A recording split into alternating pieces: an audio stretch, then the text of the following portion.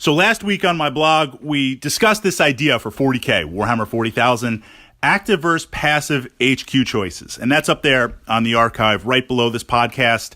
You're going to find the links that will let you kind of navigate through and locate it. The idea was that active versus passive, HQ choices, and I'm going to kind of condense it down here, of course, HQ choices that go out and blow stuff up to earn their points versus HQ choices that buff the rest of your army that allow the units that you have to go out and blow up more stuff to earn more of their points back. And in terms of an HQ choice, I feel like this is a great way to have the core army play as you want to play, but by popping in different HQs, and often they're only one model, so it's really easy to boost your collection. They give a new buffs, or they give new ways of playing your army. Okay, a great example. My Footdar army. I'm leveraging lots and lots of Guardians, lots and lots of Dire Avengers, lots and lots of Fire Dragons. Can't argue with Fire Dragons at all, right? Pushing forward. That is what the core of the army is built on. Now, for a little bit of extra flavor, or tactically, Swooping Hawks too. Tactically, what I want to do, it's not HQ dependent. Literally at the start of the game, I decide, I don't meta it. I don't look at what my opponent has and make a decision there. It's usually I'm driving to the store and I just say to myself, what do I feel like playing? I feel like doing some elf magic. So I'll pop a Farseer in there. And the Farseer works as a passive HQ. I feel like being a little aggressive. I'm going to put Autarch in there, right? That's an active HQ choice. So two ways to explore it. Let's look at the potency of an HQ choice. And this is something that a friend of mine does with Lysander fantastically. I mean, just throughout the various incarnations and editions of Lysander, he's done this really, really well. And it's a passive way of using an active HQ choice. So this is another tool for your 40K toolkit. So often with an active HQ choice, how many points, it's a really simple formula, right? How many points do you have in the HQ choice? At the end of the game, did it go out and kill 2 to 3 times its amount? If it didn't, it wasn't successful on there. I might have a subsection of that says, well, it's not so much necessarily what it killed. If I tied up a really big unit or two for 2 or 3 game turns that allowed my other units on the table to achieve mission objectives, that's another way of measuring success.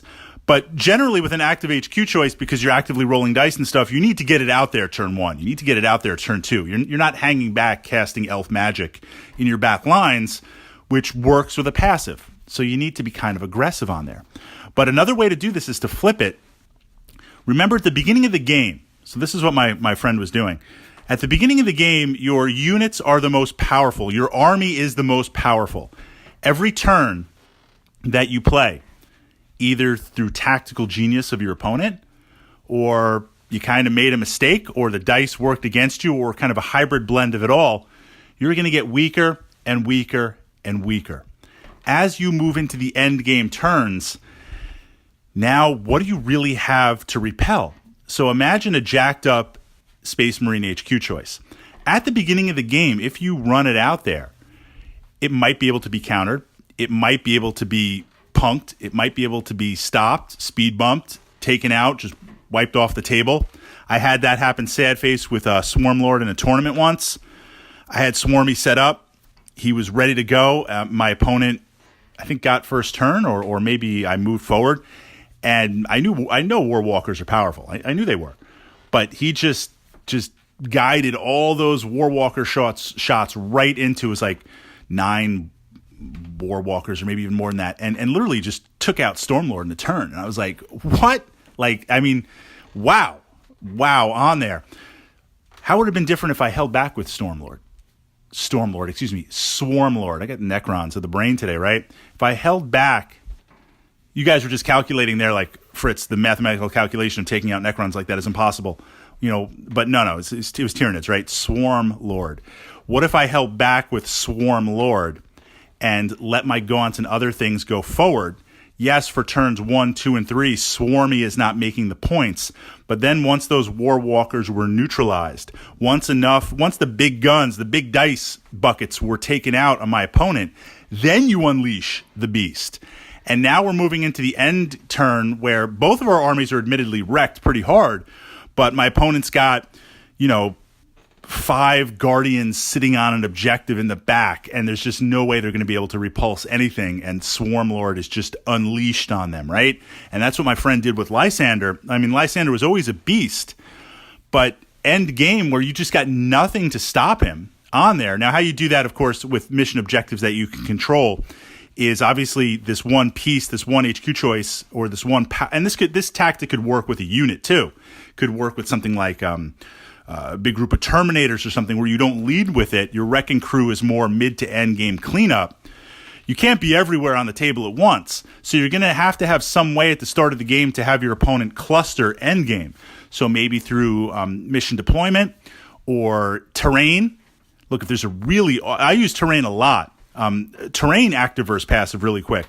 A lot of us want to dominate a terrain piece that is going to give us a significant advantage, either through cover or either through potential elevation on there. A lot of times I want to take that piece, either through getting it on my table side or running up and capturing it, occupying it or something like that. That's an active way of doing it. That works. That's great. That's warfare, wargaming 101. But with the mission structure of 40K, sometimes it's more to your advantage to let your opponent occupy those key terrain pieces because they're thinking the same thing you are. Great. Once you put that unit in there, it's not going to give it up. Well, now I know I don't have to chase it down. I know where it's going to be.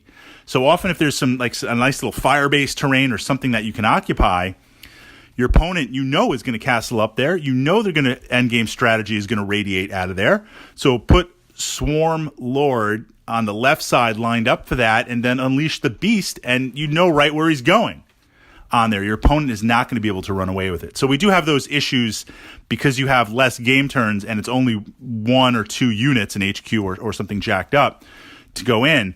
But the end game proficiency with it is another possible way to use your HQ choice. Something to switch around. Or something, again, I should have been smart enough to see those War Walkers, especially playing Eldar, but Bug Bloodlust just got to me too much, and I wanted to get up there and kind of chop things up with my bone swords and things like that. But if you're in a situation where you realize your HQ or your wrecking crew or whatever it's going to be is not, you're going to be active, but you're not able to crack that because your opponent has too much firepower, hang back and switch to endgame potency.